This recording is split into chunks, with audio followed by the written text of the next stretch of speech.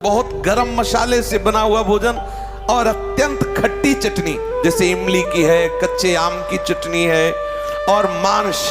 ये जो लोग कहते हैं कि मांस ताकतवर होता, तुम्हारी चर्बी बढ़ा देगा, ताकत नहीं।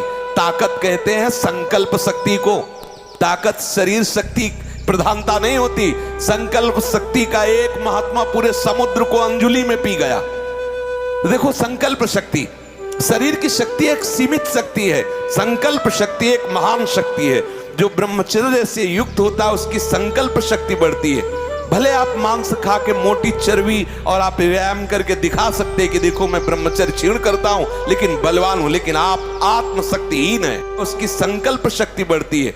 भले आप मांस खा के मोटी चर्बी और आप व्यायाम करके दिखा सकते हैं कि देखो मैं ब्रह्मचर्य क्षीण करता हूं लेकिन बलवान हूं, लेकिन आप आत्मशक्तिहीन है। वो आपका मोटा हो जाना बलवान नहीं है, आपके सुंदर सुंदर मांसपेशियां निकल आना वो बल नहीं है। आप शक्ति, बलवान वो है जो आए हुए आंतरिक वेगों को सह जाए। आए हुए आंतरिक वेग को जो सह गया वही बलवान है। ये जो मछली, अंडा, मांस खाते हैं ये कभी इस रोग से मुक्त नहीं हो पाएंगे। और जो लोग कहते हैं मैं तो खाता हूं मेरे अंदर नहीं, विश्वास मत मानना, पक्का झूठा है वो। जो शराब पीता है वो अपने वीर को पवित्र नहीं रख पाएगा। चाहे गृहस्थ हो, चाहे व्यापारी हो, चाहे किसी भी तरह की स्थिति में हो, सावधान हो जाओ, ये शराब आपके जीवन को नष्ट कर देगी। ब्रह्मचर्य में अपने आप एक उन्माद है। थोड़ा अंगूर, मीठे संतरा, सेव, अनार, ये स्वास्थ्यवर्धक वस्तुएं आप ले सकते हैं, लेकिन ऐसे वस्तु जो आपके ब्रह्मचर्य को नष्ट करें, ये पहले भोजन छोड़ें। ध्यान दीजिए, आप पहले ऐसे व्यक्ति का संग छोड़ें जो हस्तमैथुन कराने के लिए उत्साहित करे या जो गंदे आचरण में, चाहे वो स्त्री साधक हो या पुरुष साधक, दोनों सावधान। ये रोग एक में ही नहीं होता, ये रोग दोनों शरीरधारियों में होता है। कामोत्तेजना दोनों को आती है।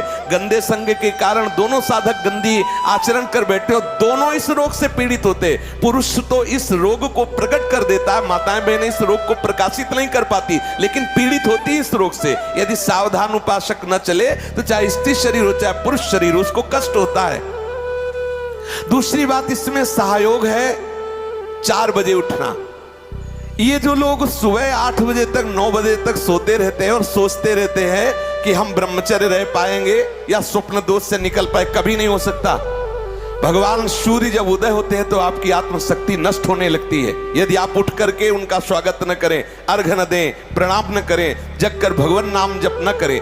4 बजे से 6 बजे तक का समय पूरे 24 घंटे के लिए पावर वाला समय है। यदि उस समय आप सो रहे हैं तो वो हमारी बात भी न सुने, वो इस काबिल नहीं कि इसको धारण कर सके। जो सुबह 4 बजे से 6 बजे तक सोएगा वो ब्रह्मचारी रह ही नहीं सकता, पक्का।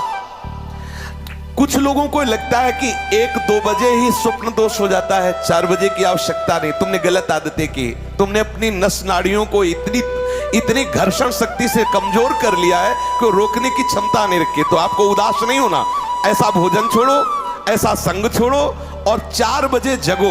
जगने पर तत्काल आप बासी पानी पिए, तांबे के पात्र में रखा हुआ पानी, और 1-2 लीटर पिए।